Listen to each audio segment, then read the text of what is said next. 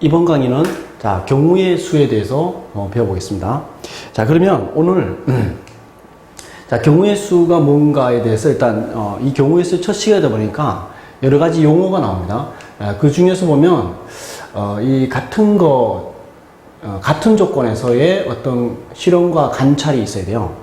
자, 예를 들면 주사위를 던지는데 어떤 사람은 모래에 던지고 어떤 사람은 시멘트 바닥에 던지고 이렇게 하면 안 되겠죠. 자, 주사위를 던지는 어떤 시행을 할 때도 같은 조건에서의 어떤 실험과 관찰의 결과가 있겠죠. 어떤 주사위를 던졌다, 동전에 던졌다 해서 결과가 있는데 그 결과를 이제 사건이라 한다. 그지? 사건.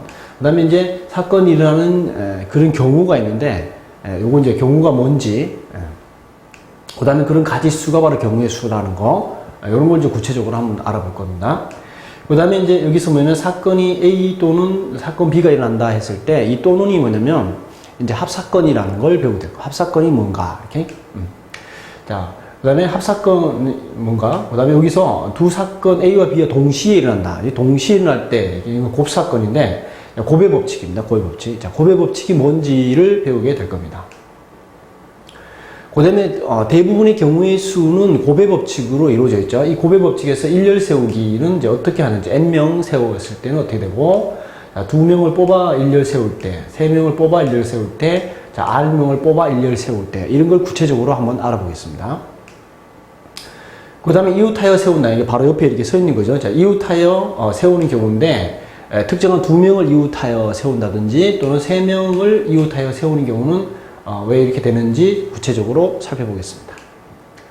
자, 그 다음에 이제 자연수의 개수, 예를 들어 2자리의 자연수, 3자리의 자연수를 만드는데 그 자연수를 만드는데 이제 관건이 되는 게 뭐냐면 그 자연수의 수 속에 0이 들어있냐, 0이 들어있지 않냐에 따라서 이제 요 가지가 2자리의 정수, 3자리 정수의 숫자 카드를 뽑는데 2장, 3장을 뽑는데 왜 이렇게 되는지 구체적으로 살펴보겠습니다.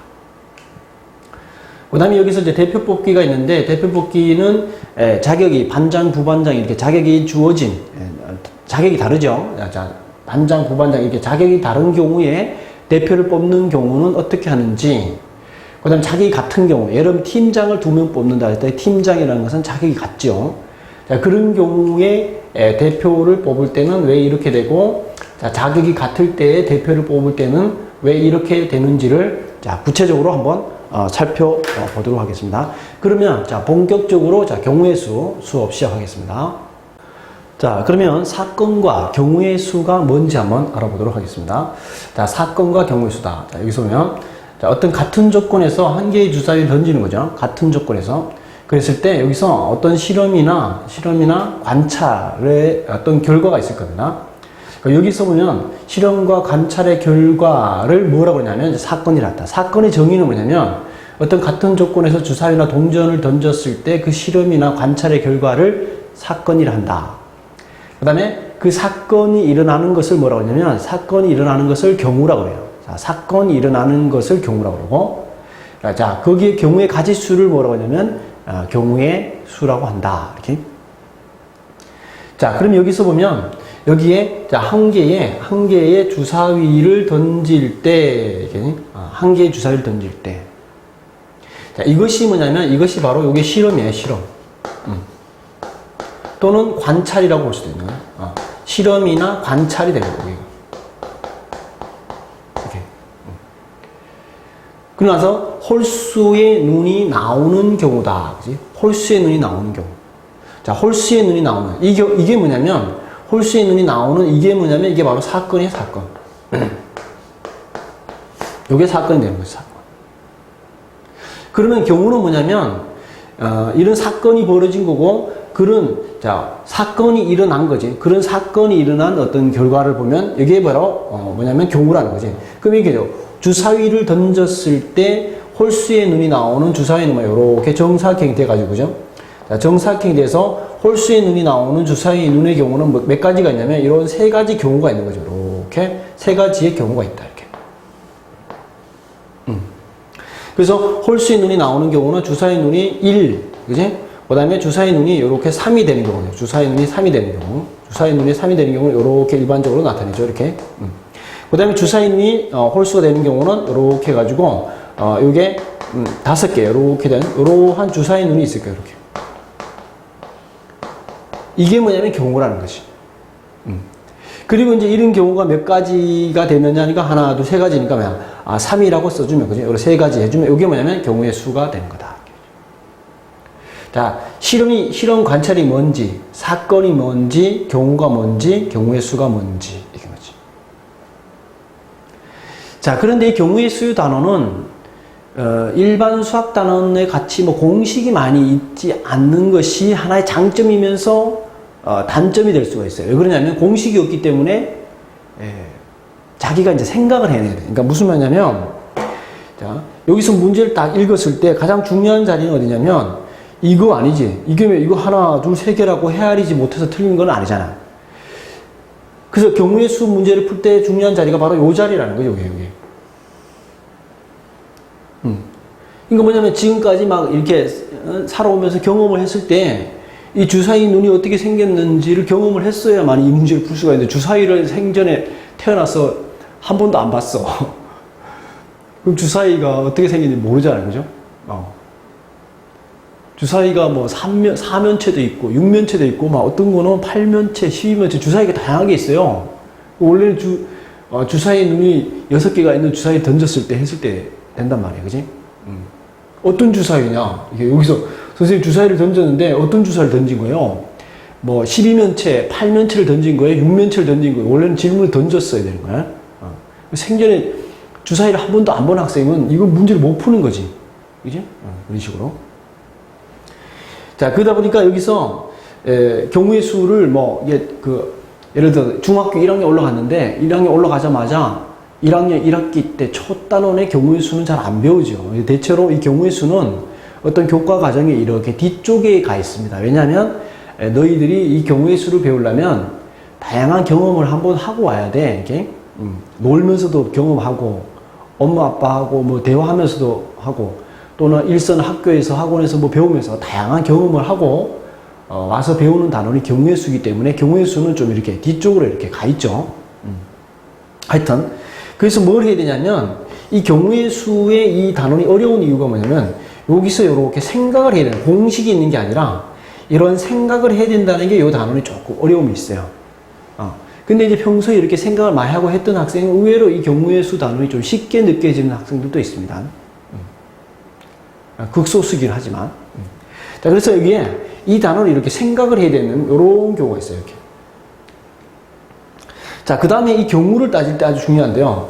이 경우를 따질 때가 어떻게 냐면 경우의 수의 핵심이라고 볼 수도 있는데, 자, 어떤 학생이 이 경우에 홀수의 눈이 나오는 사건이라고 놓고 난 다음에, 자, 홀수의 눈이 나오는 경우는요, 1하고 3이에요라고 할 수도 있잖아. 그죠? 1하고 3이에요. 이렇게. 이게 뭐야? 이게 빠짐이 있으면 안 된단 말이에요. 경우의 수를 헤아릴 때 아주 중요한 게 뭐냐면, 빠짐이 있으면 안 돼. 빠짐없이 헤아려야지. 이렇게 딱 꼼꼼하게. 지금은 아주 유치할 정도로 문제가 쉽죠. 근데 이제 경우의 수가 조금 복잡한 데 들어가면 이게 이 경우를 헤아리는 게 쉽지가 않아요. 이게 막 한 개 빠뜨린다든지 막 더 넣는다든지 이렇게 한단 말이에요. 그래서 경우의 수를 할 때 아주 중요한 단어가 뭐야? 빠짐없이 생각을 해야 되는 거야. 그 다음에 어떻게 되냐면 이게 중복이 돼요. 막 경우의 수가 복잡해지다 보면 앞에서 헤아린 거를 막 중복해서 헤아리고 막 이래요. 그러면 안 된다는 거지. 그래서 이 경우의 수를 생각을 해야 되는데 어떻게 하냐면 빠짐없이 중복되지 않게 이 경우의 수를 잘 헤아리는 것이 꼼꼼하게, 그지? 꼼꼼하게 빠짐없이 중복되지 않게 헤아리는 것이 경우의 수의 핵심이다. 이렇게.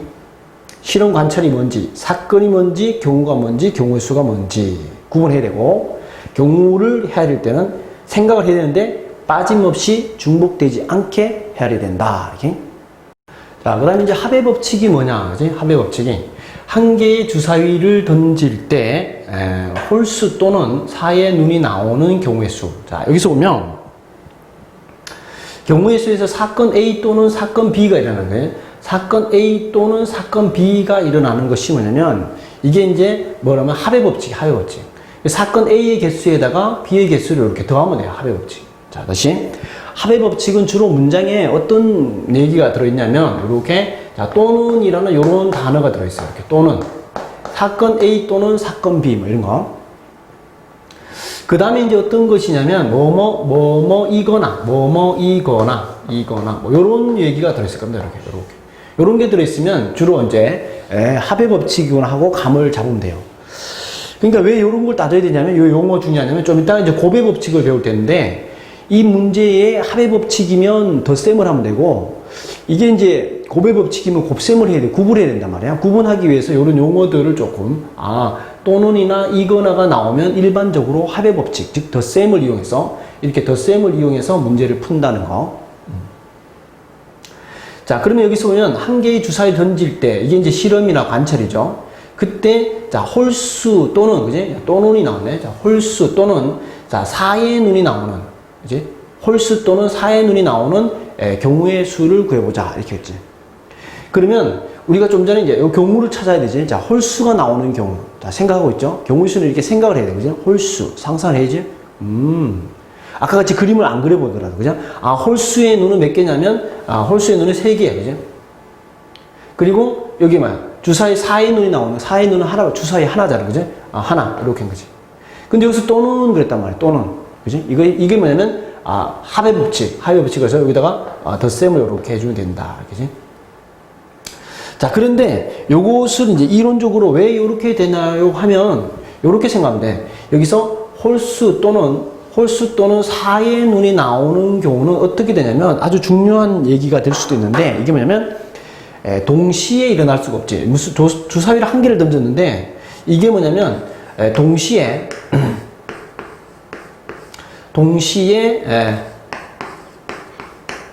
자, 일어날 수 없다. 동시에 일어날 수 없다. 자, 여기서 뭐냐면, 홀수의 눈과 여기에 사의 눈이 동시에 일어날 수 없다는 거지. 동시에 일어날 수 없다. 이게 동시에 일어날 수 없을 때가 뭐냐면, 여기 또는 이렇게, 또는. 그 사건이 동시에 일어날 수 없을 때가 뭐냐면, 이게 바로 합의법칙이다. 자, 동시에 일어날 수 없을 때. 그럼 또 좀 이따 이제 고배법칙은 뭐야? 동시에 일어날 때가 바로 이게, 고배법칙이 되고. 자, 동시에 일어나지 않는 경우지. 동시에 일어나지 않는 이런 경우가 뭐냐면, 이게 바로 합의법칙이다. 다시 한번. 자, 합의법칙은 이렇게, 자, 또는이나 이거나가 나오면 일반적으로 합의법칙이다. 그지? 그리고 이렇게, 어떤 때는 이 또는이라는 단어가 안 주어질 때가 있어요. 오는 게 좀 어렵죠? 그럼 문장을 잘 읽고 난 다음에, 동시에 일어날 수 있는 경우가 아니네. 그러면 덧셈을 해줘야 되는 거야. 동시에 일어나네. 그럼 곱셈을 해줘야 돼. 그 언제 구분해? 다양한 문제를 풀면서 연습을 많이 해가지고, 그것이 몸에 배워야 돼요. 쉬운 건 없다. 자, 그 다음에 이제 경우의 수에서 고배법칙. 자, 고배법칙이 뭐냐면, 두 사건 A와 B가 자, 동시에 일어나는 거예요, 동시에. 자, 동시에 일어난다는 말은 뭐냐면 이런 거죠. 자, 동전 한 개와 주사위 한 개를 동시에 던질 때, 그지? 자, 그 다음에 동전의 앞면과 주사위의 짝수의 눈이 나오는 경우의 수. 자, 그래서 이제 동시에 던지라는 이런 식으로, 뭐 이렇게 힌트가 잘 안 주어질 때가 많이 있어요. 그러니까 그런 의미가 들어있다는 거고, 실제로 문제가 약간 응용되고 어려운 문제는 이 동시라는 말이 빠져 있어요. 구분을 해야 돼. 그 동시적인 상황인 건지 이런 걸 구분해야 된다는 거지.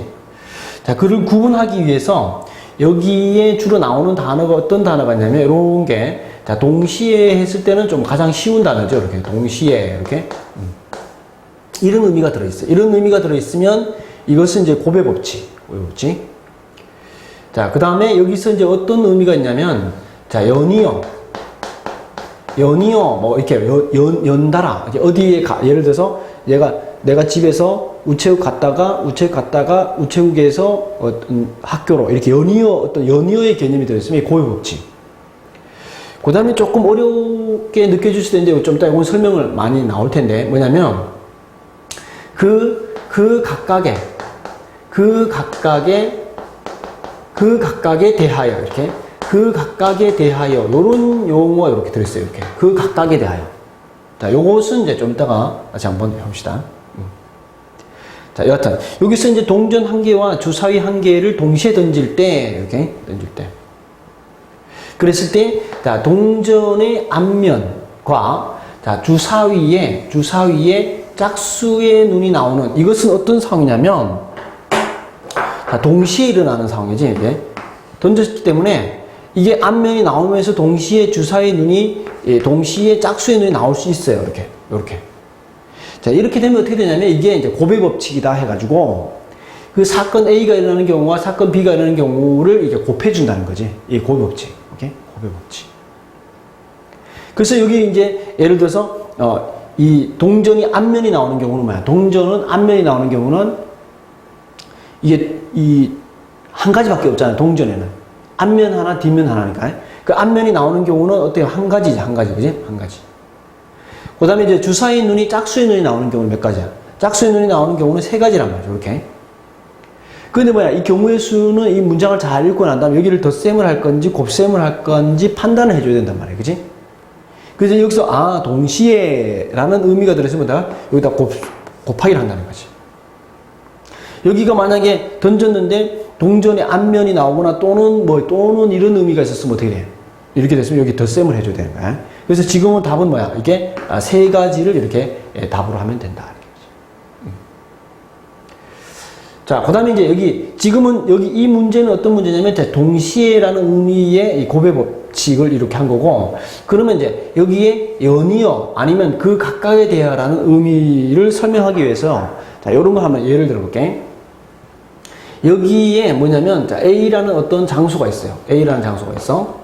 자, 여기 어딘가에, 자, B라는 장소가 있고, 여기 어딘가에 이렇게, 자, C라는 장소가 있다고 가정을 해봅시다. 자, 그랬을 때 A에서 B로 가는 길이야. 길은 몇 가지가 있냐면, 요렇게 두 가지, 세 가지, 네 가지, 이렇게. 자, A에서 B로 가는 길은 몇 가지가 있냐면, 요렇게 네 가지가 있어. 그리고 이제 B에서 C로 가는 길은 몇 가지가 있냐면, 요렇게, 자, 세 가지가 있습니다. 이렇게 세 가지가 있어요. 이렇게. 그래서 이제 문제는 뭐냐면, 여기 A에서 요렇게 와가지고, C로 갈 수 있는 모든 방법의 개수는 몇 가지냐 이렇게 물어보는 거지. 그러면 처음에 이게 이런 거를 전혀 모르고 이제 어떤 학생 보고 이 문제를 풀려고 하면 이렇게 하겠지. 이렇게 한 가지, 두 가지, 세 가지네 이렇게 한 거지. 그 다음에 이렇게 해서 네 가지, 다섯 가지, 여섯 가지, 일곱, 여덟, 아홉, 열하나, 열둘. 자, 이걸 말도 안 했는데 얘가 막 알아서 이렇게 풀었다면 경우의 수에 아주 소질이 높은 학생이야. 지금 여기 이런 식으로 하나 더 해가지고 12가지가 나왔단 말이야. 그 학생이 이 문제를 어떻게 푼 거냐면 합의 법칙으로 문제를 푼 거예요. 하나하나 다 더한 거지. 예? 그래서 이제 요거를 이제 해보면 이렇게 하는 거지. A에서 B로 갈 수 있는 방법의 개수가 다 몇 가지냐면 그 방법의 개수가 지금 네 가지. 그지? 그래서 연이어, 이제 A에서 B로 가가지고 연이어, 이렇게 하면 연이어, 그지? 여기 B에서 C로 갈 수 있는 방법이 몇 가지냐면, 자, 연이어, 이런 표현이 뭐야? 고배 법칙이라고. 그래서 이렇게 곱해준 거야. 이렇게 생각이 되고. 자, 아니면 뭐야? 여기 A에서 B로 가는데 방법이 몇 가지냐면 네 가지가 있는데, 그 하나에 대해서 세 개, 그 하나에 대해서 세 가지, 그 하나에 대해서 세 가지, 그 하나에 대해서 세 가지가 있잖아. 그래서 그 각각에 대하여 몇 가지가 있냐면 세 가지가 있네. 네 가지가 있는데 그 네 가지 각각의 하나하나에 대해서 세 가지가 있어. 이런 의미지. 그 네 가지 하나하나에 대해 그 각각에 대해서 세 가지 방법이 있어. 이게 뭐야? 고배 법칙이라고. 이게 이렇게. 그래서 동시에, 연이어, 그 각각에 대하여. 이게 다 뭘 나타내는 의미냐면, 자, 경우의 수의 고배 법칙을 의미하는 거다. 이렇게.